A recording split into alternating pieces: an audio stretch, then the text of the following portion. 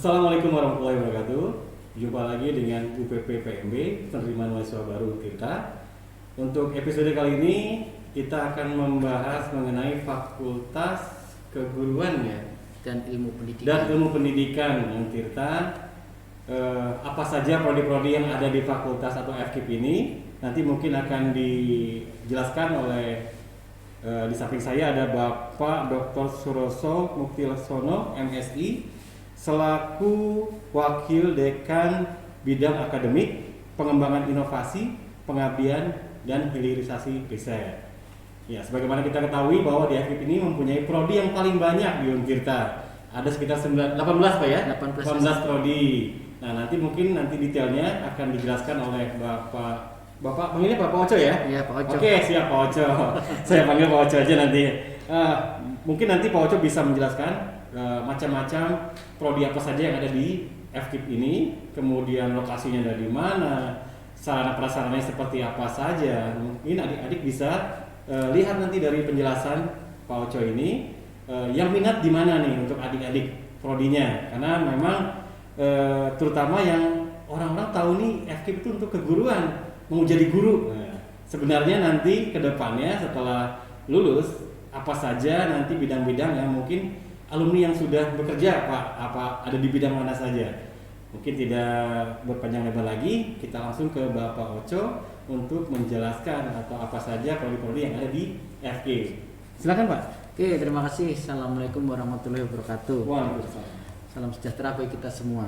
Jadi FKIP ini memang merupakan jurusan yang paling banyak yang ada di sana. Tujuannya adalah mencetak calon guru gitu ya. Nanti guru-guru di SD, SMP, SMA, SMK itu disupport dari FKIP.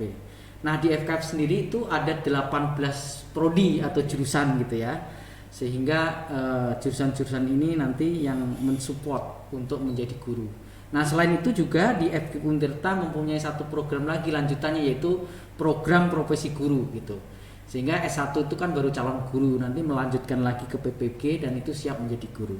Nah, prodinya apa saja? Yang pertama di kelompok IPA. Jadi nanti kan kalau SMPTN itu ya untuk penerimaan baru itu ada kelompoknya ya, kelompok IPA dan kelompok IPS. Nah, di FKIP itu ada dua kelompok. Kelompok IPA itu meliputi yang pertama pendidikan matematika, pendidikan biologi, pendidikan fisika, pendidikan kimia, pendidikan IPA. Dan ada dua lagi, yaitu pendidikan vokasional teknik mesin dan pendidikan vokasional teknik elektro.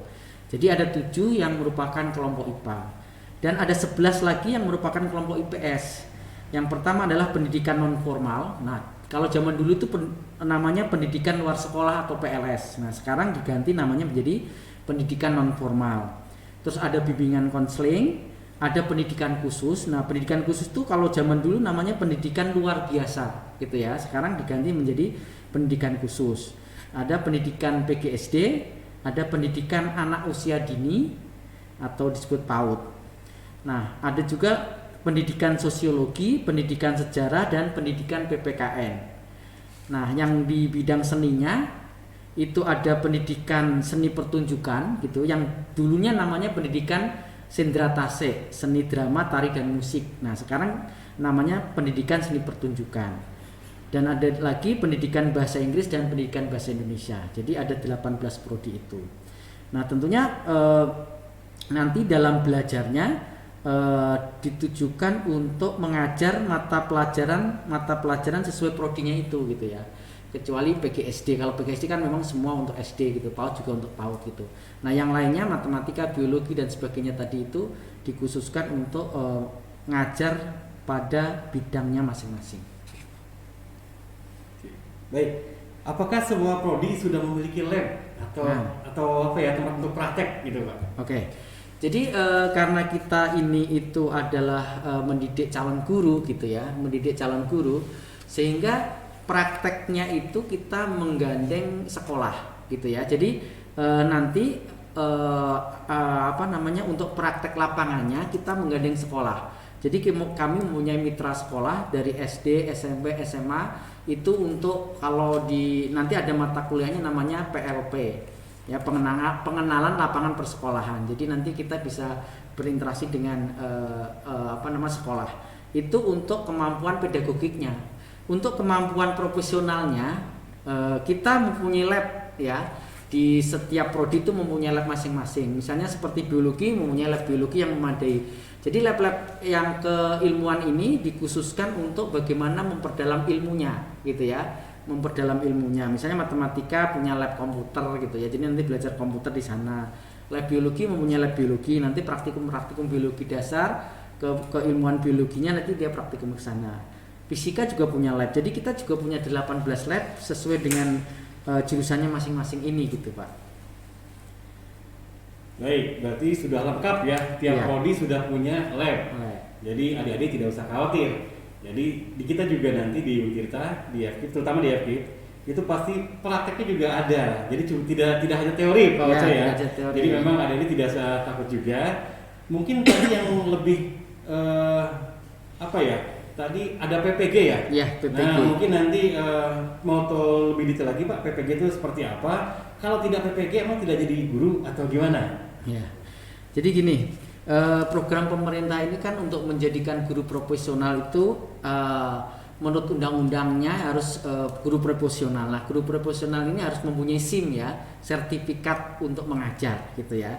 Nah, sehingga adik-adik sekalian kalau menempuh S1 tadi itu sebenarnya sih belum bisa menjadi guru gitu karena tidak mempunyai SIM gitu ya. Tetapi selama ini daftar dulu jadi guru baru nanti ada program PPG.